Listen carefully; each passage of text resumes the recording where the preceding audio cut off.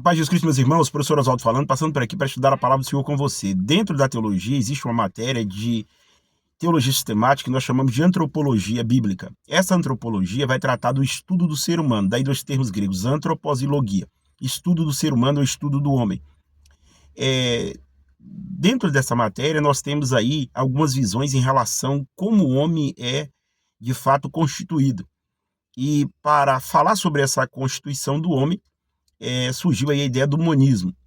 Quando eu falo do monismo, estou falando do monismo religioso, onde de fato, para eles, Deus, a matéria e a consciência é a mesma coisa, logo não separa Deus da criatura. Deus e a criatura seria basicamente a mesma coisa. Se não há separação, então não existe essa questão de separar coisas espirituais das coisas materiais, é um todo coeso. E para o homem seria a mesma coisa, então não teria a ideia de separação de partes materiais e partes imateriais. Seria tudo a mesma coisa. Então daí monismo, tá? Só que aí surgiram outras linhas de pensamento em relação a esse homem como é constituído. Surgiu os dicotomistas, ou a dicotomia. Na dicotomia já acredita que esse homem pode ser particionado, ou seja, ele é uma parte material, que é o corpo, e uma parte material, que é a alma e espírito, que seria a mesma coisa. Alma e espírito seria a mesma coisa para o dicotomista.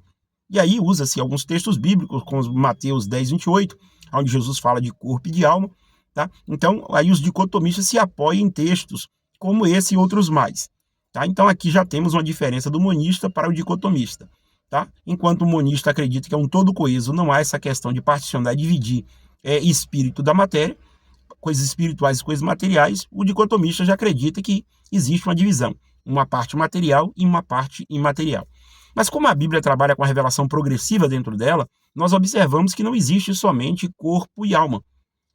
Existe corpo, alma e espírito. São coisas diferentes, pelo menos pela Escritura. A Escritura aponta dessa forma. E aí, nós temos a visão tricotomista, que acredita que esse homem é dividido em três partes. Uma parte material, que é essa que você vê, o corpo, e duas partes imateriais, que é a alma e o espírito. São coisas diferentes. O corpo, essa parte que você vê, que sustenta, basicamente, que é a matéria que você vê, e a alma, que é a sede do sentimento, e o espírito, que é o centro da adoração. Então, quando você pega a primeira aos Tessalonicenses 5:23, você vai observar que o Paulo vai falar desse homem dividido em três partes.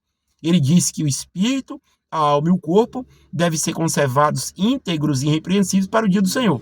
Observe que o Paulo fala de três partes: espírito, pneuma, alma, psique e corpo, soma.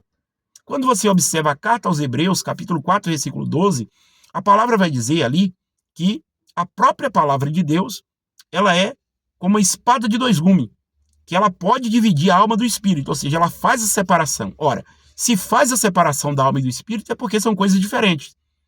Então, a expressão ali, a alma e espírito, aí depois diz que pode separar juntas e medulas e é apta para discernir as intenções do coração. Então, observe, alma e espírito, juntas e medulas. Juntas e medulas está falando basicamente de partes materiais, enquanto alma e espírito, coisas espirituais. A alma como a sede do sentimento e o espírito como centro da adoração. Então, para nós acreditamos e entendemos que o tricotomista ou a tricotomia, ela tem mais respaldo escriturístico. Tá bom? Deus abençoe a todos e fiquem todos na paz do Senhor Jesus.